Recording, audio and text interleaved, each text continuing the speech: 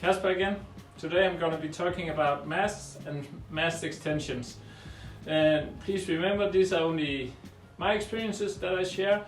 If you have other experiences and good tips, please write them in the comments, then we can all share it, and maybe we'll all get better and more comfortable at our sailing. Yeah. Masts are these black tubes we put into our sails to make them work, of course. And what can you say? It's just a black tube. It's often two-piece, and yeah, all the different manufacturers use slightly different masts. They have their own compounds and how they set them up and what they're looking for. So I would say if you have a slalom sail, you have to get the right mast, and that will typically be one called Carbon 100, and yeah, it has to be from the same brand, for instance, and they will have different bend curves.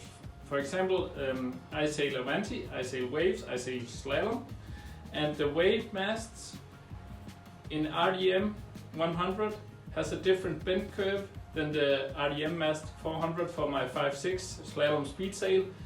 So I actually have to have both 400 RDM mast for my wave sails and for my slalom sails, even though it's the same length. So bend curve and stuff like that does matter. So, and you can feel it.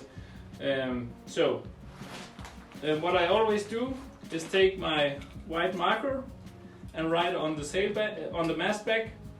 Here it's 7.7, so I know this mast, if I'm stressed, is 7.7. For some of them where I have two sizes for two different sail brand sail sizes, I write it also here, and I use just a white marker, and it takes a lot of stress away. So this here is the secret weapon in being organized. If you have a lot of slalom sails and you use the same, almost the same brand of mast to all of them, you'll have to put some, I write it in very big fonts so I can easily find it, especially if I'm at a race day and the wind suddenly changes and I'm stressed and I have to change really quickly. So what I also do is I put a white line. When I have found the perfect boom height, I put a white line on the mast. So I know here I have to set my boom up. That's my standard setting. And in this way I can see if my boom slides down during the day. It will probably do, and then it's easy to recorrect it, just put it a little bit up. That's also why your trim, if you try to put a marker on your mast and then try to sail a whole day, maybe 2 or 3 hours, and look how the boom has moved compared to the marker, you will see that your trim actually changes all through the day if you're not paying attention and moving the boom up. But if you don't have any marker, you won't be able to see how much it has moved. So a white line, when you have found your favorite boom height, put it there. Yeah, and that's actually the mast. Get the right one and write on it, right on the mast tag, what sail is for. So it's easy and there's no stress. The next thing we're going to talk about is extensions. There's a few little tricks. An extension is an extension. First of all, of course, you have to make sure that it fits the downhaul setting of the sail. I start with the one printed on the sail, and I must say that sometimes it's just way in the forest, as we say in Danish, langt ude I skoven. Then you have to trim from that. If you give too much downhaul, your board won't fly as well because the sail will twist too much and stuff like that. But we'll go into sail trim some other day. Now I'll just show you quickly with the extensions. Again, I take my white marker and then I write on each extension so I can easily find them. Of course, I also write all the settings for the sails, for the rig, booms and everything in my phone, so I can always have them there also if I break something or forget something. So I write here, this is for 6.3, and yeah, on the extensions I always put formula line, and that's just it's just so durable, and it's very.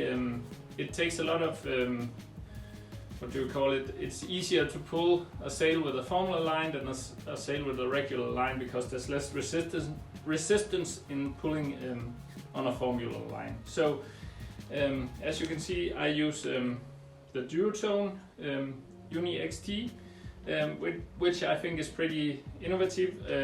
With they're angled and they're easy to fit the ropes into. For the REM mast, I use this one, carbon from enemy.com, and it's a very, I have used this for wave sailing and speed sailing quite a lot, and it's yeah, I also write here, this is for 5.1, and it actually comes standard with a formula line, which is very nice. Yeah, and that's actually a good, actually a really cheap but very good extension for RDM masts. Yeah, talking about the lines, if you get a brand new, even though it's expensive, you can see it's a brand new duotone, it comes with this red rope, and it's actually just not very good. So I actually believe that duotone that was high quality, and the extension really is. It's very solid in the bottom and innovative, I think, but the rope they deliver it with is just, it's not for slalom sailing. It may be a freeride sail where I don't have to pull that much downhaul. It's okay. Here you can see a diagram of how you loop it, and it just works. There's no there's not very much tension. So what I like to have on my sails is that I can pull block to block, and then you might say, oh, but your extensions, they jump in 2 cm steps, so of course it won't fit always. And if it won't fit, I do like this. I get some, this is from an old mast extension, I cut it down and make it fit, so that now I have actually, for my 7.7, I have 30 plus 1 centimeter, so 31, and the extension only goes to 32. And when you have to pull the sail, you can't see a centimeter. I used to go a system by finger, saying a loose little finger, a loose long finger, whatever.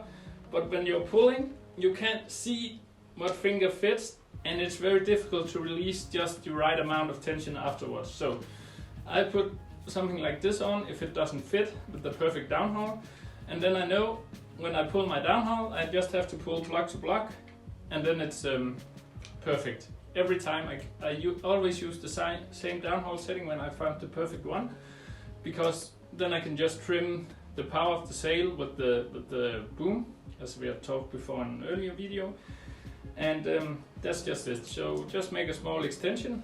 It could also be an old mast that is broken, you cut something up, so you get a extension here, so it just fits.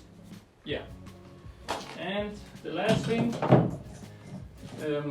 if you have an alloy boom, and we have talked about that doesn't work for slalom, you can always cut them up. When they break, they always break, and they're very good for downhauling. So the quick take-home message is, get a white marker, mark your mast, mark the point of the boom, write on your extensions, and get formula line. And I prefer to have my extension set up to go block to block, and that's how you always find the same trim.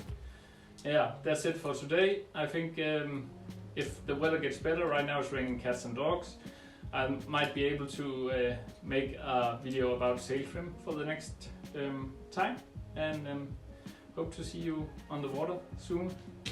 Hi. Just one last word. I have been testing the Waterspeed app for iWatch, Apple Watch, whatever it's called. And it's actually working pretty good, so I can only recommend this app. I think it's a much easier just to use for everyday sailing than the Locusus GV60.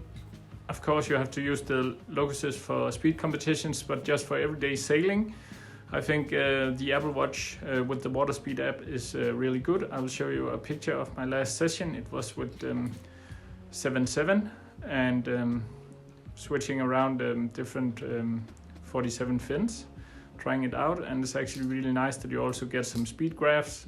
So you can see I sailed first with this fin, then I did a break, then I sailed with that fin, and so on. And you can compare the different fins when you sit at home later and see how did they perform in average speed and top speed. So I think that's a really nice feature. Yeah, that's it for today. See you.